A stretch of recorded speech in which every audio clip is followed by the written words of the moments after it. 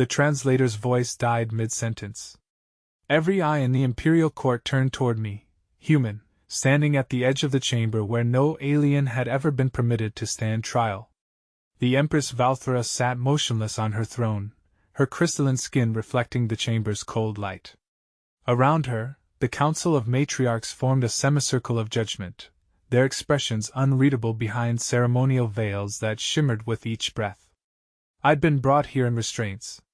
They removed them only moments ago, a gesture I didn't understand until the child entered. She was small, no more than 4 cycles old by their reckoning.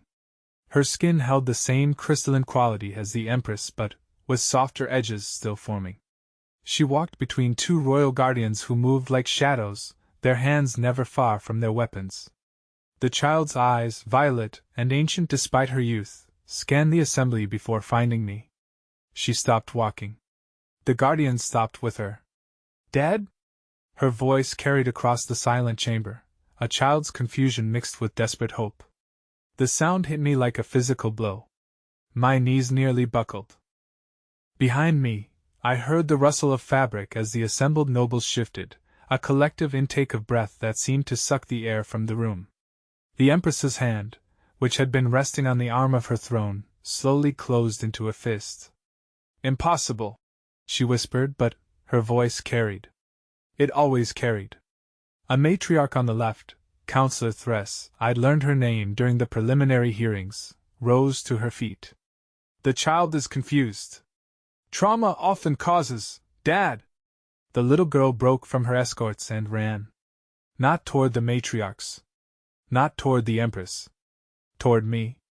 The guardians moved faster than I could track, but they didn't draw weapons.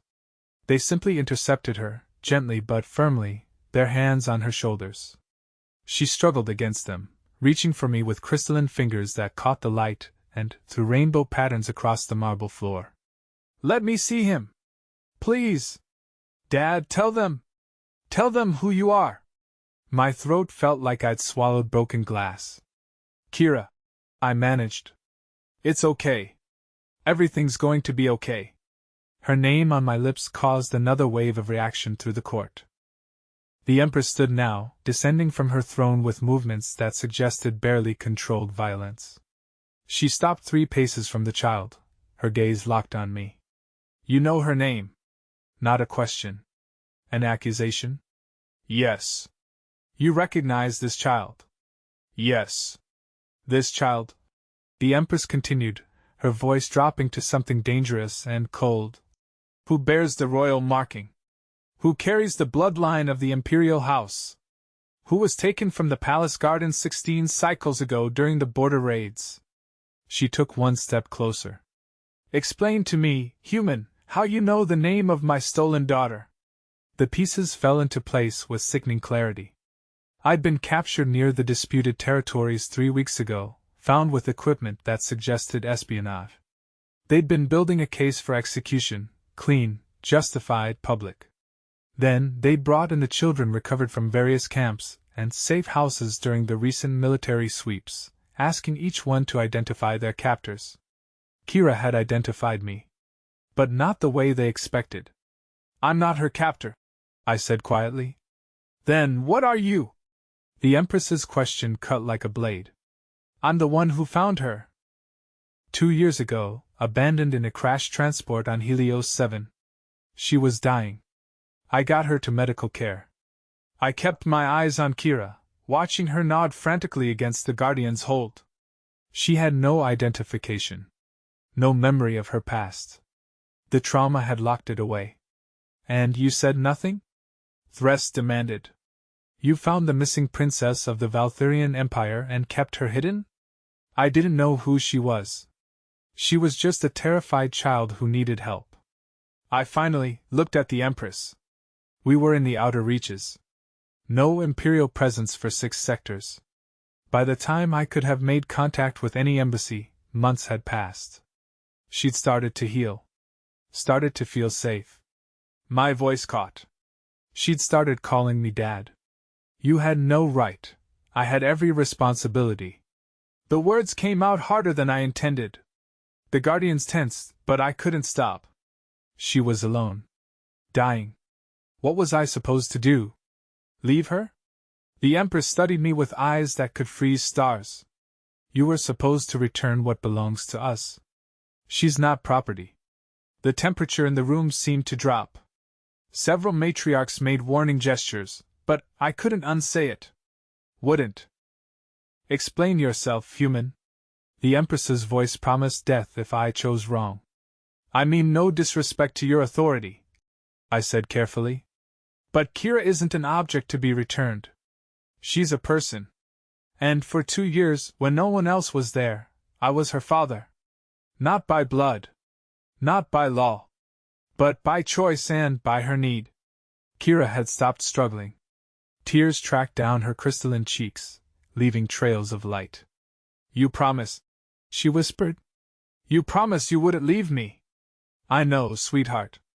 I know. The Empress's expression shifted, barely perceptible, but something cracked in that imperial mask. She looked at her daughter, really looked at her, and I saw recognition dawn. Not of the child's face, but of something else. Something in how Kira was looking at me. She bonded to you, the Empress said slowly. Truly bonded. I don't understand. Our species forms attachments differently than yours. Deep. Permanent. When a Valthyrian child bonds with a parental figure. She trailed off, turning to the council. This changes everything. Thres shook her head. It changes nothing. He's still human. Still an outsider. Still guilty of harboring, she called him Dad. The Empress's interruption was absolute. In our language. With full recognition and intent. Before this entire court. She moved to Kira, kneeling beside her daughter, touching her face with infinite care. Do you understand what you've done, little one? Kira nodded. He's my dad. My real dad. The one who was there. And what of me? Your birth mother? The child's expression crumbled into confusion and guilt. I don't remember you. I'm sorry. I don't remember. The Empress closed her eyes, and for a moment she looked like any mother facing an unbearable truth. When she opened them again, she was looking at me. You saved her life. Yes. You cared for her. Protected her. Yes. You earned something that cannot be given or taken by law. She stood, and her voice carried to every corner of the chamber. You earned her trust. Her love. Her bond. She paused, and I realized the entire court was holding its breath. Things we lost the right to when we failed to protect her. Your Majesty. Thres began. Silence. The single word carried absolute authority. The Empress returned to her throne but didn't sit. I called this court to deliver justice. To punish those responsible for my daughter's suffering. Her gaze swept the assembly before settling back on me. I see now that justice is more complex than revenge. She gestured. The guardians released Kira, who immediately ran to me. I caught her, held her, felt her crystalline form solid and real and impossibly precious against my chest. She was crying. So was I. This court is adjourned, the Empress announced. We will reconvene in 3 days. Until then, the human will remain under palace custody. She paused, and something almost like warmth entered her voice. With full visitation rights. For both parties involved. The implications crashed through the chamber like a tidal wave. The Empress had just acknowledged me, a human, as having legitimate claim to her daughter. Unprecedented. Possibly catastrophic for imperial politics. But she'd done it anyway. As the guardians approached to escort me to my new accommodations, Kira tightened her grip on my neck. You won't leave? Not if I can help it, sweetheart. Promise? I met the Empress's eyes across the chamber. Saw a mother's pain. A ruler's calculation. And maybe, just maybe, the beginning of understanding. I promise. The court filed out in shocked silence, but the weight of that promise hung in the air long after they'd gone. 3 days. I had 3 days to convince an empire that love could transcend species, that family was more than blood, that sometimes the impossible was just another word for necessary. Looking at Kira's face, half-remembered hope and present joy mixing in her violet eyes, I knew I'd fight for those 3 days with everything I had. Because she'd called me Dad. And in that moment, before that court, I'd answered. The marble halls echoed with our footsteps as the guardians led us away. Kira didn't let go. Neither did I. And behind us, I felt the Empress watching, her gaze heavy with questions neither of us could answer yet. But we had 3 days. I intended to make them count. The quarters they assigned me occupied the eastern wing of the palace, rooms designed for diplomatic guests of significant rank. The irony wasn't lost on me. Yesterday I'd been a prisoner awaiting execution. Today I was housed like visiting royalty. The guardians positioned themselves outside, their presence a reminder that my status remained precarious despite the day's revelations. Kira refused to leave my side. She sat on the ornate couch beside me, one small hand wrapped around my fingers, as if afraid I'd vanish if she let go. The palace physician had examined her briefly, declaring her physically healthy but emotionally fragile. No one had the courage to separate us after that diagnosis, especially with the Empress's implicit permission for us to remain together. "Tell me about Helios 7, she said quietly. "I have dreams about metal and fire, but they don't make sense." I'd known this conversation was coming. For 2 years, I'd protected her from the trauma of that day. Now, with her memory beginning to surface, she deserved the truth. "You were in a transport that had been attacked," I began. "The ship crashed in the mining sector where I was working survey routes. When I found you, you were trapped in the wreckage. Hurt. Scared." I squeezed her hand gently. "You don't remember what happened before the crash?" She shook her head. "Just feelings. Being afraid. Running. Someone screaming." Her brow furrowed with the effort of recollection. "Was it my mother? The Empress?" "I don't know, sweetheart. You never talked about it. Because I couldn't remember." She looked up at me with those ancient eyes. "But I remembered you. From the first day. You pulled me out. You carried me to the medical center even though I was too heavy. You stayed with me when the doctors said the injuries were too severe." Her voice dropped to a whisper. "You chose me when everyone else would have left." The truth was more complicated than her child's understanding could grasp. I'd stayed because leaving her alone was unthinkable, yes. But also because the outer reaches operated under different rules: salvage rights, resource claims, minimal imperial oversight. A mysterious child with no identification raised questions I hadn't been equipped to answer. I told myself I was waiting for the right moment to contact authorities. Days became weeks. Weeks became months. By the time I'd realized how deeply we'd bonded, the idea of separation had become impossible. "Your Majesty requests an audience."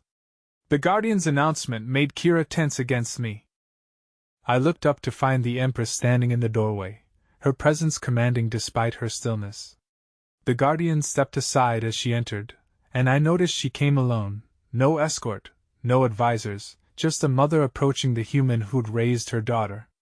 "You may remain seated," she said before I could stand. "This is not a formal visit." Her gaze moved to Kira. "Hello, little one." Kira's grip on my hand tightened, but she managed a small nod. "Hello?" The Empress's expression fractured for just a moment, pain and longing passing across her features before control reasserted itself. She moved to a chair across from us, sitting with practiced grace. "I wanted to see you both. Away from the court. Away from politics and protocol." She paused. "I wanted to see my daughter with the man she calls father." "Your Majesty, Valthera," she interrupted gently. "In private you may call me Valthera. You've earned that right, whatever the council might say." The informality was jarring. The Empress of the Valtherian Empire, asking to be addressed by name. I nodded, uncertain how to respond. "Tell me about her," Valthera said. "Tell me who my daughter became in the time I couldn't protect her." So I did. I told her about Kira's nightmares in those early months, how she'd wake screaming and only calm when I held her. I described teaching her to read Standard, watching her devour every book I could access through the station's limited database. I explained her fascination with stellar mechanics, how she'd spend hours asking questions about ship engines and gravitational fields. I talked about her laugh, her stubbornness, the way she'd started calling me Dad 6 months after I'd found her, tentative at first, then, with growing confidence. Valthera listened without interruption, her crystalline features reflecting the room's soft light. When I finished, silence hung between us. She was 3 when they took her, the Empress finally said. Old enough to remember, young enough to forget. We searched for years. Every lead, every rumor, every possible sighting. The transport that crashed on Helios 7, we never found it. Our intelligence suggested it went down in the contested zone, somewhere we couldn't legally search without triggering another war. Her hands clenched in her lap. I mourned her. We held the ceremonies. Built the memorials. I accepted that my daughter was gone. I'm sorry, I said, and meant it. Don't apologize for saving her life. Valthera's voice hardened. Never apologize for that. She looked at Kira, who'd been watching her with cautious curiosity. Do you know why our people value family bonds so deeply? Kira shook her head. Because we are long-lived but have few children. Each birth is precious. Each child represents not just a life, but the continuation of everything we are. When you were taken, it wasn't just a political catastrophe. It was. She trailed off, and I saw the Empress struggling with emotions she rarely displayed. It was the end of hope. But I'm here now, Kira said softly. I came back. You did. Thanks to this human who had no obligation to protect you. Valthera's gaze returned to me. I investigated your background. Former military, honorable discharge after 12 years. Survey pilot. No criminal record. No political affiliations. No reason to be anywhere near the disputed territories when you found her except bad luck and worse timing. I was running supply routes between mining stations. The pay was good, the questions were few. And when you found a dying child? The questions became irrelevant. I looked down at Kira. She needed help. Everything else was secondary. Valthera stood, and I rose instinctively despite her earlier permission to remain seated. She approached us, stopped within arm's reach. Tomorrow, the council will convene privately. They'll want answers: how you evaded detection, why you didn't return her sooner, what your intentions are now. Some will call for your execution regardless of your role in saving her. She paused. I will need to make a decision that satisfies both justice and political necessity. I understand. Do you? Her eyes searched mine.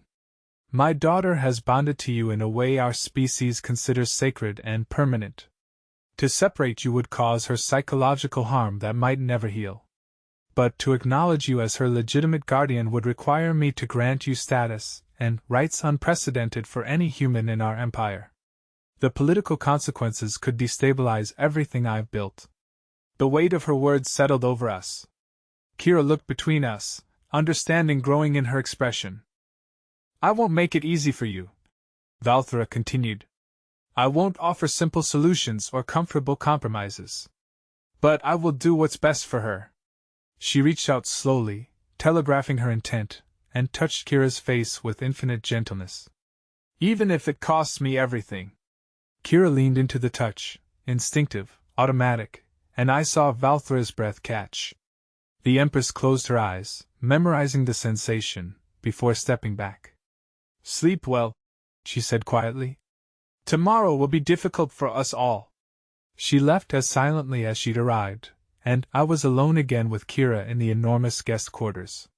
The child looked exhausted, emotionally drained from the day's revelations. Is she going to take me away from you? Kira asked as I helped her into the sleeping alcove.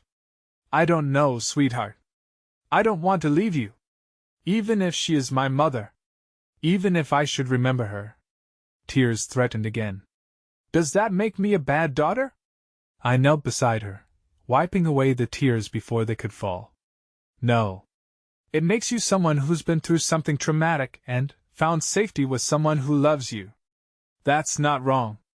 That's survival. But she's hurting. I saw it in her face.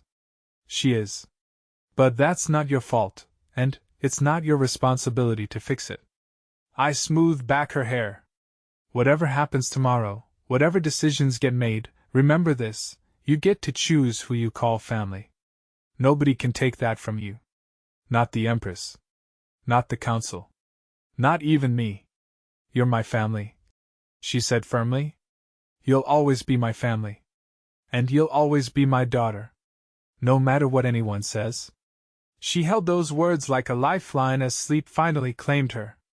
I sat nearby, watching her breathe, and wondered what the morning would bring. The private council session convened in a chamber I'd never seen, smaller than the main court, circular, with no throne to mark hierarchy. The matriarchs sat in a semicircle, Valthera among them rather than above them. I stood in the center, a guardian on each side, while Kira remained in the guest quarters under supervised care. I promised her I'd return. I intended to keep that promise. We have reviewed the evidence. Counselor Thress began without preamble.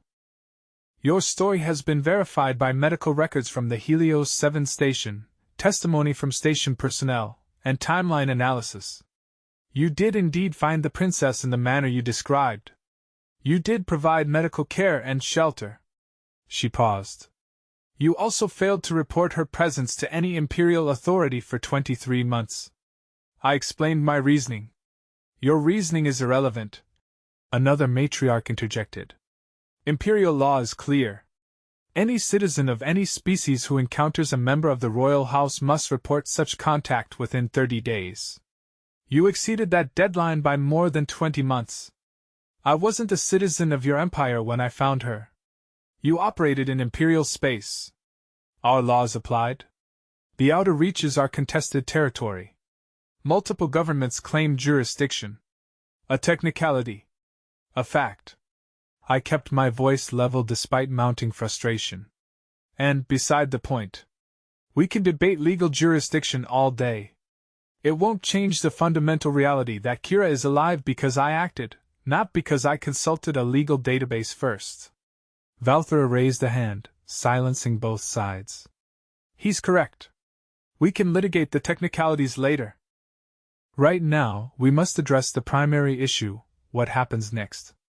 The princess must be integrated back into court life, Thress said. Her education, her training, her preparation for eventual rule, all of it was disrupted. We must begin repairs immediately. She's 4 cycles old. I countered. She needs stability, not intensive royal training. You don't understand our ways, human. The early cycles are critical for development. She's already behind, she's traumatized. She's lost years of memory.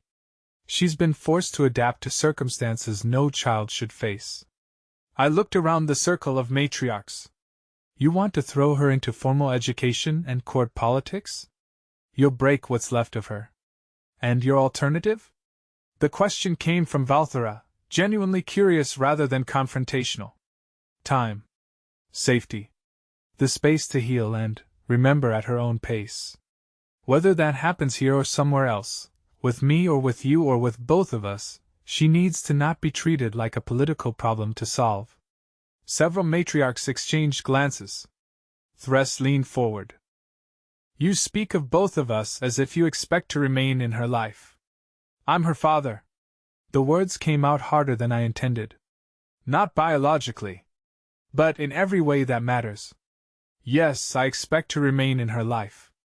I hope to remain in her life. I will fight to remain in her life. Even if it means defying an empire? Even then. The silence that followed felt like standing on the edge of an abyss.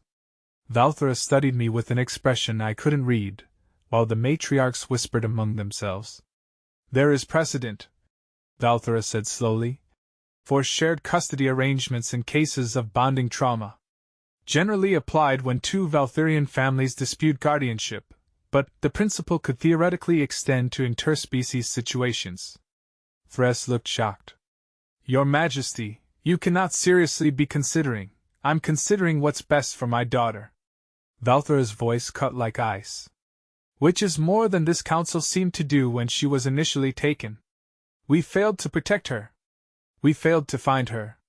We failed her in every way that mattered. This human succeeded where we failed.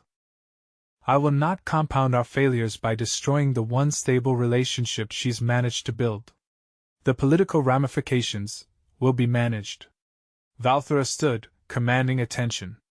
Here is my decision.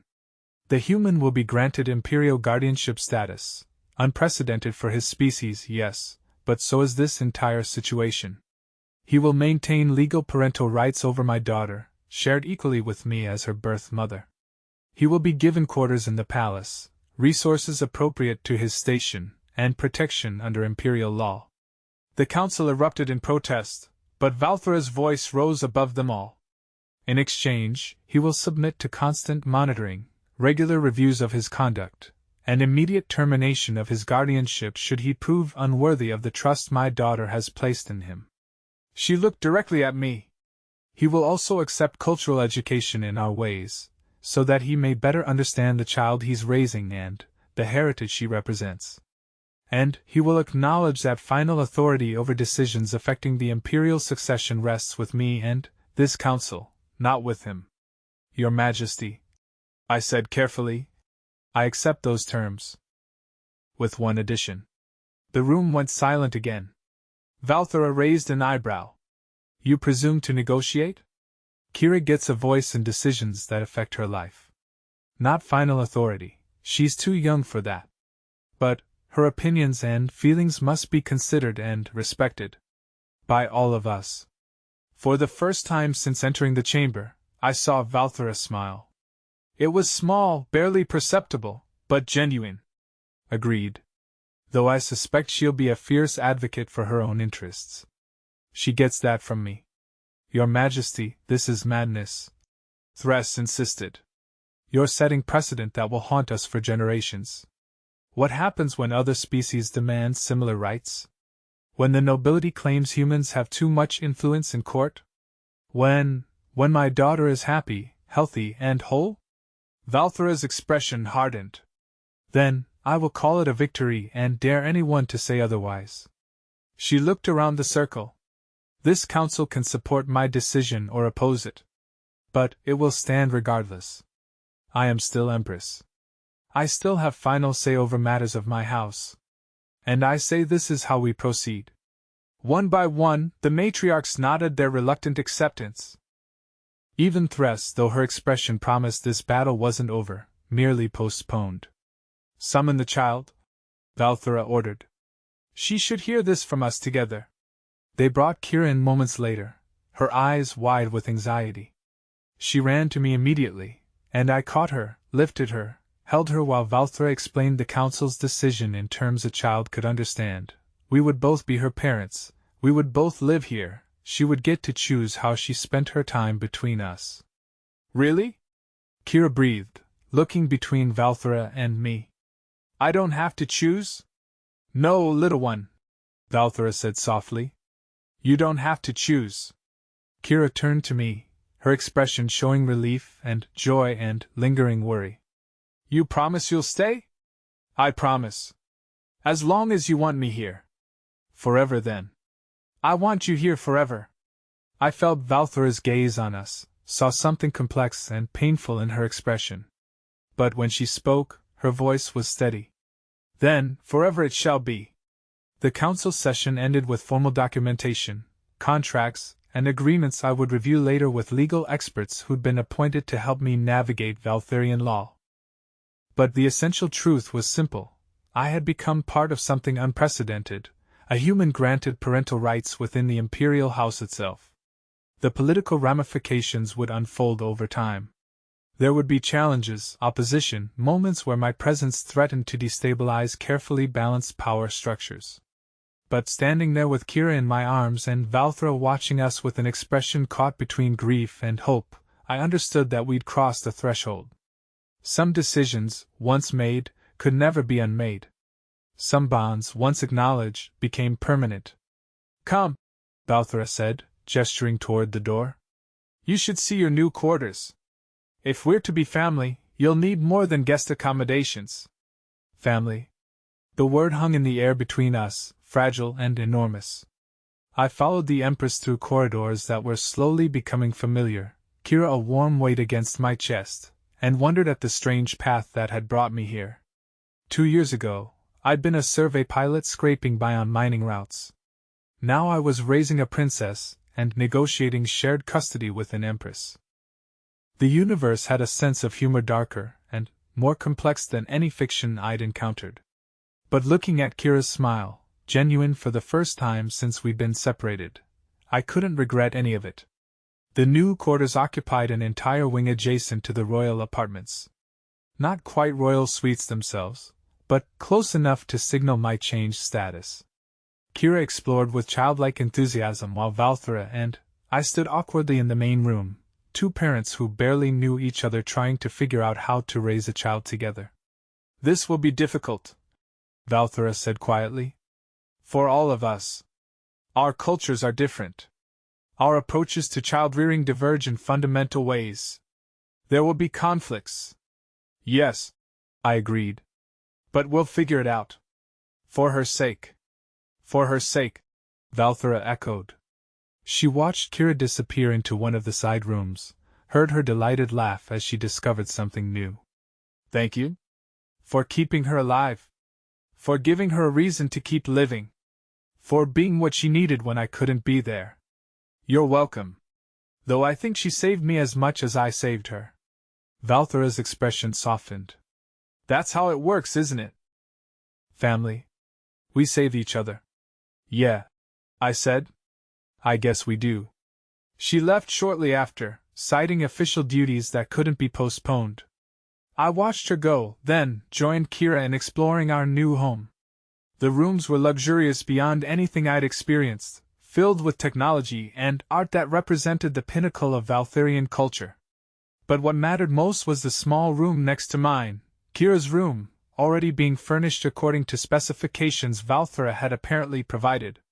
It's like a palace, Kira exclaimed, spinning in the center of the space. It is a palace. I reminded her, laughing. We're in a palace. But it's our palace. Our home. She stopped spinning, suddenly serious. It is our home, right? You're not going to leave? I knelt down, meeting her eyes. I'm not going anywhere. We're here together, and we're staying together. That's a promise. She threw her arms around my neck, and I held her while she cried tears of relief and exhaustion and overwhelming emotion. The day had been too much for someone so young, but she'd handled it with remarkable courage. I was proud of her in ways I couldn't fully articulate. That night, after Kira had finally fallen asleep in her new bed, I stood at the window overlooking the palace gardens and tried to process everything that had happened. 3 days ago, I'd been a prisoner. Now I was an imperial guardian, co-parent to a princess, and reluctant pioneer in interspecies family law. The gardens below were illuminated by bioluminescent plants that cast everything in soft blue light. Somewhere in those gardens, Kira had been taken years ago. Somewhere out there, the people responsible for her kidnapping still existed, unpunished, and potentially planning further attacks. That would be tomorrow's problem. Tonight, I just wanted to remember the feeling of walking out of that council chamber with my daughter beside me and a future that, while uncertain, at least existed. A soft chime announced a visitor. I opened the door to find a guardian holding a data tablet. From Her Majesty, he said formally. Cultural education materials. She requests you begin reviewing them at your earliest convenience. I accepted the tablet, thanked him, and closed the door. The screen showed hundreds of files: history, protocol, language lessons, legal frameworks, religious customs, child development practices specific to Valtherian culture. It would take months to absorb even a fraction of this information. But I had months. Years if things worked out. A lifetime, if Kira got her wish. I settled into a chair and began reading, determined to understand the world my daughter had been born into, even if I'd never fully belonged to it myself. Outside, the gardens glowed in their blue light, and somewhere in the palace, an empress struggled with her own complicated feelings about the situation we'd created. We would all adapt. We would all learn. We would all become something new. Because Kira had called me Dad, and the court had fallen silent, and nothing would ever be the same again. The days that followed established new patterns. Mornings belonged to Valthera, who worked patiently to help Kira remember her early childhood and reconnect with Valtherian customs. I used those hours to study the cultural materials, meeting with tutors who explained the intricacies of court protocol and the deep significance of family bonds in Valtherian society. Afternoons were mine with Kira, time for the normal activities we'd shared before, reading and games and conversations about everything and nothing. Evenings were family time, all three of us navigating the awkward dance of becoming something that resembled a functioning unit. It wasn't easy. Valthera and I clashed over discipline approaches, educational priorities, and how much exposure Kira should have to court politics at her age. But we learned to compromise, to listen, to put Kira's well-being ahead of our own preferences. Slowly, painfully, we became partners in the shared project of raising her. Kira herself adapted with remarkable flexibility. She began calling Valthera Mother, alongside calling me Dad, the two titles coexisting without conflict in her expanding understanding of family. Her memories of the early years remained fragmented, appearing in flashes and dreams rather than coherent narrative, but she stopped trying to force them. The trauma would heal on its own timeline. The council is reconvening, Valthera told me one evening after Kira had gone to bed. They want to formalize your status with public ceremony. Make it official in the eyes of the Empire. Political theater, I said, not unkindly. Showing the population that you're in control of the situation. Partly. But also giving you legal protections you'll need. There are factions at court who would love to see you fail, who wait for any excuse to challenge your guardianship. Public ceremony makes that harder. She paused. It also makes you a permanent part of imperial history. Your name will be recorded alongside mine in the royal genealogies as co-guardian to the heir. That's not something I offer lightly. I studied her across the room, this woman who'd lost her daughter and found her again only to share her with an outsider. You didn't have to do any of this. You could have found ways to separate us. Made it look accidental, unavoidable. Yes, she admitted. I could have. But I've seen how she looks at you. How she calms when you're near.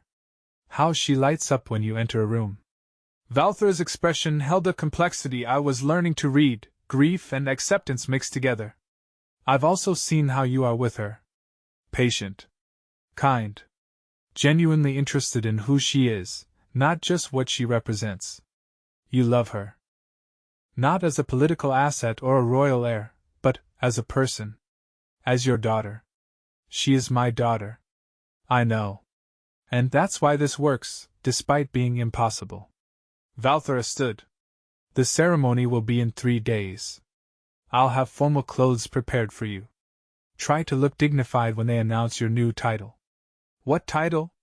She smiled, the expression reaching her eyes for perhaps the first time since we'd met. Guardian Protector of the Imperial Heir. It's ancient, rarely used, never applied to a human before. But it fits what you've become to her. What you've become to us. After she left, I sat in the quiet of my quarters and let the weight of that title settle over me. Guardian Protector. Not just a parent, but a recognized position within the imperial hierarchy. I'd be expected at court functions, included in decisions affecting the succession, treated as nobility despite my human origins. The boy from Earth who joined the military to escape poverty had never imagined this trajectory. But life rarely followed the paths we imagined. The ceremony itself was overwhelming. Thousands of nobility filled the grand hall, their crystalline forms refracting light until the entire space seemed to glow. Valthera wore full imperial regalia, a sight both beautiful and intimidating. Kira stood beside her in a smaller version of royal dress, looking nervous but determined. I stood before them both, aware of countless eyes watching, and listened as the proclamation was read. Ancient language, formal phrasing, but the message was clear. I was being granted status and authority unprecedented for any human in Valtherian history. I was becoming family to the Empire itself. Do you accept this responsibility? Valthera asked, the ritual question requiring a formal response. I do. My voice carried across the hall, amplified by acoustics designed for such ceremonies. Do you pledge to protect and guide the heir with wisdom and compassion? I do. Do you acknowledge the sovereignty of the Imperial House and your duty to its continuation? I hesitated, just for a moment, aware this was the question that would bind me to political structures I'd spent my life avoiding. But looking at Kira, seeing her hopeful expression, the answer became easy. I do. Valthera placed a medallion around my neck, the symbol of my new office, a crystalline artifact that seemed to pulse with inner light. Then, by my authority as Empress and Mother, I name you Guardian Protector of the Imperial Heir. May you serve with honor and love. The hall erupted in applause, genuine or obligatory, I couldn't tell, but the sound washed over me like a wave. Kira broke protocol then, running forward to hug me, and I caught her instinctively while the applause grew louder. Valthera's expression showed approval of the breach, and I understood. This was the image she wanted, the proof that this unprecedented arrangement was built on genuine bonds rather than political convenience. The reception afterward introduced me to what felt like half the nobility of the Empire. Most were polite, some were openly curious, a few were coldly hostile.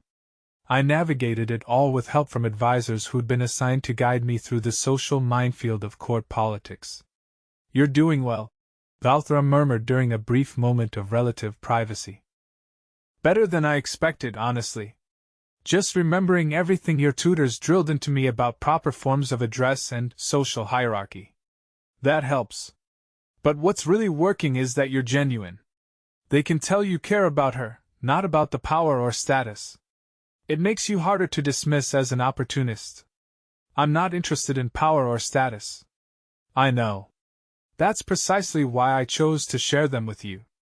She watched Kira across the room, currently being introduced to distant cousins with patience that suggested she'd inherited more than just her mother's appearance. She's happy. Truly happy. I haven't seen that in... I can't remember how long. Before the kidnapping? Even before that. Court life is constraining, even for children born to it.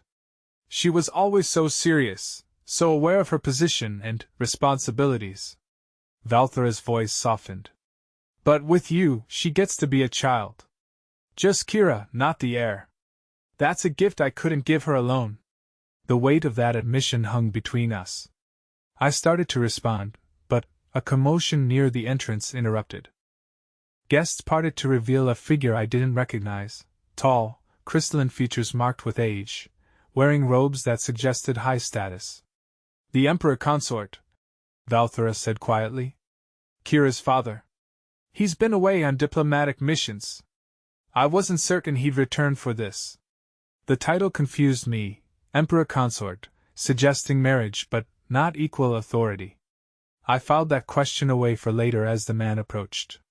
His eyes found Kira first, and I saw recognition and pain cross his features. Then, his gaze moved to me, assessment immediate and thorough. So you're the human. His voice carried authority tempered with curiosity. The one who found my daughter. Yes, Your Highness. I used the formal address Valthera's tutors had taught me. And you've been granted guardianship. Unprecedented. So I've been told. He studied me in silence, and I resisted the urge to fidget under scrutiny. Finally, he nodded once. Good. She needs someone who sees her as more than a political asset. I worried Valthera had forgotten that in her pursuit of stability. Valthera stiffened beside me. Careful, husband. I speak truth, not criticism. He looked at Kira again, longing evident. May I meet her? Properly? She doesn't remember you, I said quietly. The trauma took those memories. She might need time. I have time. He smiled sadly.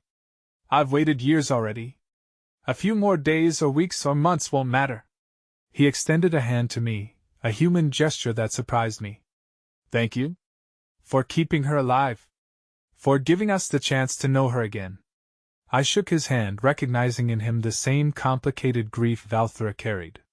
Two parents who'd lost their child and found her changed, saved by someone they never would have chosen but had to accept. The rest of the ceremony blurred together.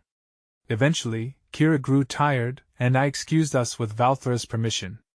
We returned to our quarters in the quiet hours of late night, the palace settling into sleep around us. Did I do okay? Kira asked as I helped her out of her formal clothes. With all the people? You were perfect. I got scared sometimes. There were so many faces, and they all wanted to talk to me. That's normal. You handled it better than I did at your age.